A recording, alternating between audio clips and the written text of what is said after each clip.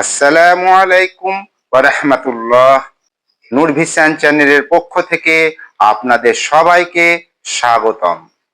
প্রিয় দিনী ভাই ও বোনেরা, আজকে আমি আপনাদের সামনে ইসলামের ইতিহাসের এমন এক অবিশ্বাস্য এবং অলৌকিক সত্য ঘটনা তুলে ধরব, যা শোনার পর আপনার গায়ের পশম খাড়া হয়ে যাবে। আচ্ছা, আপনি কি কখনো শুনেছেন যে আজ থেকে প্রায় 1400 বছর আগে এই পৃথিবী ছেড়ে চলে যাওয়া কোনো মানুষের নামে আজও একটি আন্তর্জাতিক ব্যাংক অ্যাকাউন্ট সচল আছে? শুধু তাই নয়, সেই অ্যাকাউন্টে প্রতি মাসে কোটি কোটি টাকা জমা হচ্ছে এবং সেই টাকা দিয়ে মদিনা মনোয়ারায় একটি বিশাল 5 স্টার হোটেল নির্মাণ করা হয়েছে। হ্যাঁ, আপনি ঠিকই শুনছেন। আমি ইসলামের তৃতীয় খলিফা হযরত উসমান বিন আফফান রাদিয়াল্লাহু তাআলা আনহু এর কথা বলছি। আজ আমরা খুব সহজ ভাষায় গল্প ছলে জানব কিভাবে তার করা একটি মাত্র দান আজও মদিনার বুকে জ্যান্ত অলৌকিক মজেজা হয়ে টিকে আছে। বর্তমান যুগের ধনী ব্যক্তি এবং শাসকদের জন্য এই ঘটনায় রয়েছে এক বিরাট শিক্ষা।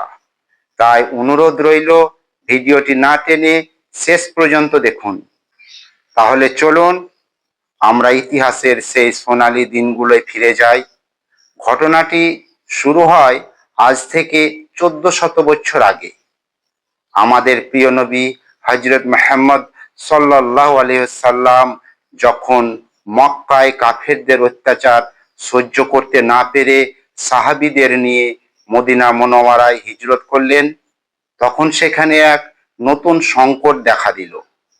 মদিনার আবহাওয়া ছিল প্রচন্ড গরম এবং চারিদিকে খাওয়ার মতো মিষ্টি পানির খুব অভাব ছিল। মরুভূমির সেই উপত্যকায় টিকে থাকার জন্য পানির কোনো বিকল্প ছিল না। পুরো মদিনা নগরীতে তখন মাত্র একটি মিষ্টি পানির কূপ, যার নাম ছিল বিয়ারে রুমা বা রুমা কূপ। কিন্তু দুঃখের বিষয় হলো, সেখানে কূপটির মালিক ছিল এক অত্যন্ত লোভী, চতুর এবং নিষ্ঠুর ইহুদি।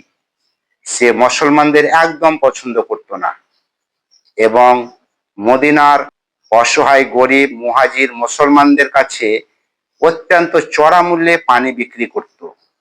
এক ফোঁটা মিষ্টি পানির জন্য মদিনার মুসলমানদের ঘরে ঘরে হাহাকার শুরু হয়ে গেল।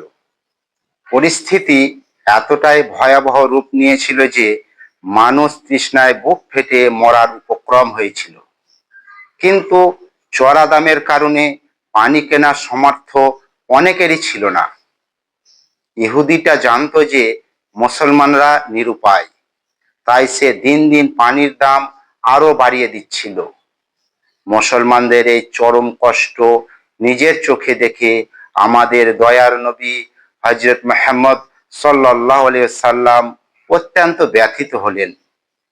তিনি তার প্রিয় উম্মতদের এই কষ্ট সইতে পারছিলেন না। তাই তিনি একদিন সাহাবীদের ভরা মজলিসে দাঁড়িয়ে একটি ঐতিহাসিক ঘোষণা করলেন। আল্লাহ রসুল সাল্লাল্লাহু আলাইহি সাল্লাম সাহাবীদের দিকে তাকিয়ে বললেন, তোমাদের মধ্যে এমন কোন আল্লাহর বান্দা কি আছে যে এই বিয়ারে রুমা বা রুমা কূপটি ওই ইহুদির কাছ থেকে নিজের অর্থ দিয়ে কিনে আল্লাহর ওয়াস্তে মুসলমানদের জন্য ওয়াকাফ বা দান করে দেবে? যে ব্যক্তি আজ এই কঠিন সময়ে মুসলমানদের জন্য এই কাজটি করতে পারবে, কিয়ামতের দিন মহান আল্লাহ তাআলা তাকে জান্নাতে এর চেয়ে উত্তম ও চমৎকার একটি মিষ্টি পানির কূপ দান করবেন। সুবহানাল্লাহ! জান্নাতের এই বিশাল সুসংবাদ এবং নবীজি সাল্লাল্লাহু আলাইহি সাল্লামের মুখের বাণী শোনার পর ইসলামের মহান দানবীর হযরত উসমান বিন আফফান রাদিয়াল্লাহু তাআলা আনহু আর এক মুহূর্ত দেরি করলেন না। তিনি নবীজি সাল্লাল্লাহু আলাইহি সাল্লামের কথা শোনা মাত্রই মনে মনে চূড়ান্ত সিদ্ধান্ত নিলেন যে নিজের সমস্ত ধন সম্পদ বিলিয়ে দিতে হলেও তিনি এই কূপটি কিনে মুসলমানদের পানির কষ্ট চিরতরে দূর করবেন। হযরত ওসমান রাদিয়াল্লাহু তাআলা আনহু ছিলেন একজন সফল ব্যবসায়ী এবং অত্যন্ত দূরদর্শী মানুষ। তিনি সরাসরি সেই ইহুদির বাড়িতে গেলেন এবং কূপটি সম্পূর্ণ কিনে নেওয়ার প্রস্তাব দিলেন। কিন্তু ইহুদি ছিল অত্যন্ত লোভী ও চালাক। সে ভালো করে জানতো এই কূপটি মদিনায় তার আয়ের প্রধান উৎস এবং মুসলমানদের উপর অত্যাচার করার সবচেয়ে বড় হাতিয়ার। সে একবার পুরো কূপটি বিক্রি করতে সম্পূর্ণ অস্বীকার জানালো। সে বলল, হে উসমান, আমি যদি এই কূপটি তোমাকে দিয়ে দিই তবে আমার প্রতিদিনের উপার্জনের রাস্তা বন্ধ হয়ে যাবে, তাই আমি এটি কোনো মূল্যেই বিক্রি করব না। ইহুদির এমন কঠিন জবাব শুনেও হযরত ওসমান রাদিয়াল্লাহু তাআলা আনহু দমে গেলেন না। তিনি তার ব্যবসায়িক বুদ্ধিমত্তা খাটিয়ে ইহুদিকে একটি চমৎকার অকল্পনীয় প্রস্তাব দিলেন। তিনি বললেন, ঠিক আছে, তুমি যেহেতু পুরো কূপটি বিক্রি করতে চাও না, তবে তুমি কূপের অর্ধেক মালিকানা আমার কাছে বিক্রি করো। এর একটি সুন্দর নিয়ম হবে, একদিন এই কূপের পুরো পানি আমি নেব এবং মদিনার মানুষকে দেব, আর তার পরের দিন পুরো পানির মালিকানা তোমার থাকবে এবং তুমি সেটি বিক্রি করবে। ইহুদি মনে মনে ভাবল, উসমানের কাছ থেকে অর্ধেক কূপের জন্য তো এখন বিশাল অঙ্কের টাকা একবারে পাওয়া যাচ্ছেই, আবার নিজের দিনে পানি চড়া দামে বিক্রি করে আগের মতোই লাভ করা যাবে। এতে তার কোনো লোকসান নেই, বরং দ্বিগুণ লাভ। এই লোভের বশে ইহুদি রাজি হয়ে গেল এবং একটি বিশাল অঙ্কের রৌপ্য মুদ্রার বিনিময়ে কূপের অর্ধেক মালিকানা হযরত ওসমান রাদিয়াল্লাহু তাআলা আনহু এর কাছে হস্তান্তর করতে রাজি হলো। কিন্তু চুক্তি সই হওয়ার পরের দিনই যা ঘটল তা ওই ইহুদি তার স্বপ্নেও কল্পনা করতে পারেনি। চুক্তির নিয়ম অনুযায়ী হযরত ওসমান রাদিয়াল্লাহু তাআলা আনহু এর নির্ধারিত দিন এলো। তিনি মদিনার সমস্ত মানুষের মাঝে ঘোষণা করে দিলেন, আজকের দিনে বিয়ারে রুমা বা রুমা কূপের পানি সম্পূর্ণ ফ্রিতে বা বিনামূল্যে সবার জন্য উন্মুক্ত। মদিনার যে কোনো প্রান্ত থেকে যে কেউ এসে যত খুশি পানি নিয়ে যেতে পারে, এর জন্য একটিও পয়সা দিতে হবে না। এই ঘোষণা শোনার মাত্রই মদিনার সমস্ত মুসলমানরা এবং সাধারণ মানুষ আনন্দের সাথে উসমানের দিনে কূপে ভিড় জমালো। তার শুধু সেই দিনের জন্যই নয়, বরং তাদের বুদ্ধিমত্তা খাটিয়ে পরের দিনের পানির চাহিদাও একসাথে ফ্রিতে সংগ্রহ করে ঘরে ঘরে রেখে দিল। এর ফলে এক অদ্ভুত পরিস্থিতি সৃষ্টি হলো। পরের দিন যখন ইহুদির পালা আসতো, তখন তার কাছ থেকে চড়া দামে পানি কেনার জন্য পুরো মদিনা নগরীর একজন মানুষও আর কূপের পাড়ে আসতো না। ইহুদির ব্যবসার বাজার পুরোপুরি ধসে গেল। একদিন, 2 দিন, 3 দিন করে এইভাবে বেশ কিছুদিন কেটে গেল। ইহুদি দেখলো তার নিজের দিনে কূপের পাড়ে শুধু একা বসে থাকতে হয়, কোনো ক্রেতা নেই, কারণ মানুষ তো আগের দিনই হযরত উসমানের কাছ থেকে বিনামূল্যে 2 দিনের পানি নিয়ে গেছে।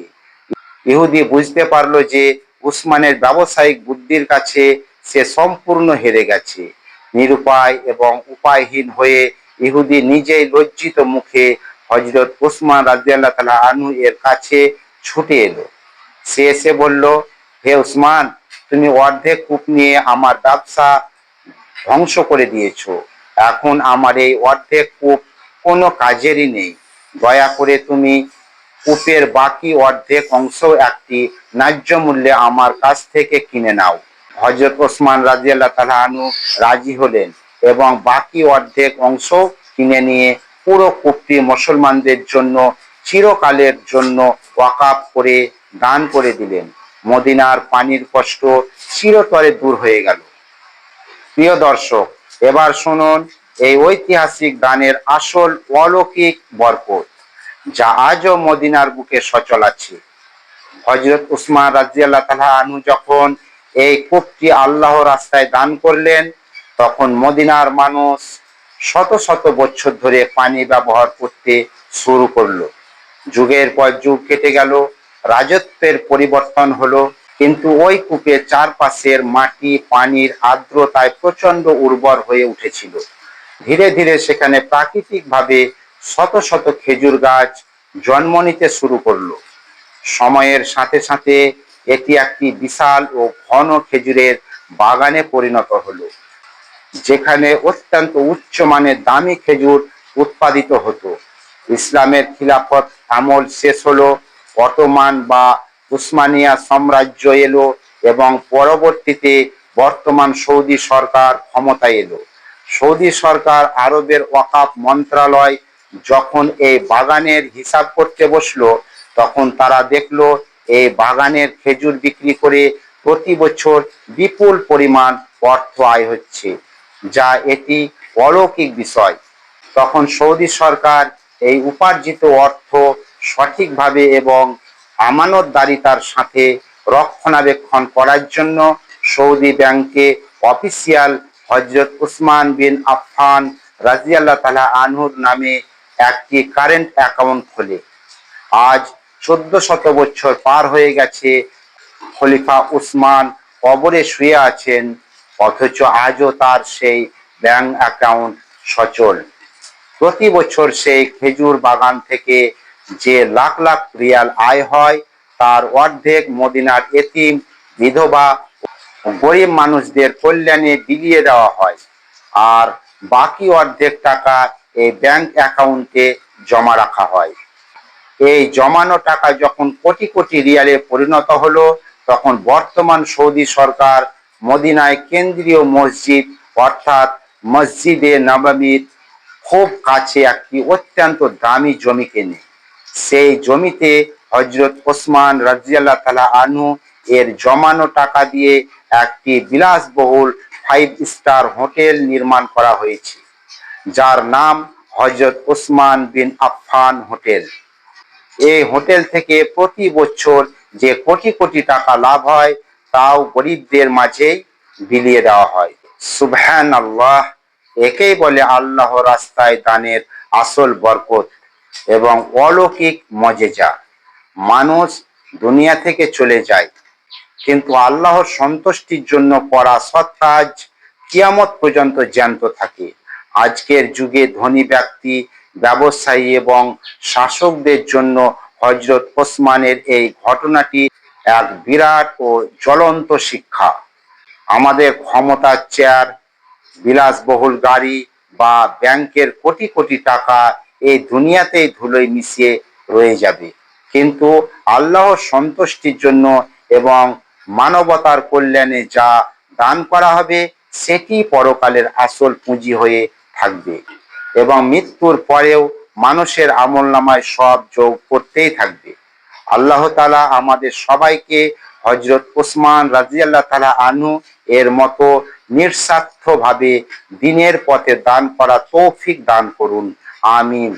প্রিয় দ্বীনী ভাই ও বোনেরা, ঘটনাটি ভালো লাগলে ভিডিওটিতে একটি লাইক দিন এবং কমেন্টে সুবহানাল্লাহ লিখুন। এই ধরনের নির্ভরযোগ্য ইসলামিক ভিডিও নিয়মিত দেখতে আমাদের নূর ভিশন চ্যানেলটি এখনই সাবস্ক্রাইব করবেন। আজ এখানে বিদায় নিচ্ছি। ভালো থাকবেন, সুস্থ থাকবেন। আসসালামু আলাইকুম ওয়া রাহমাতুল্লাহ।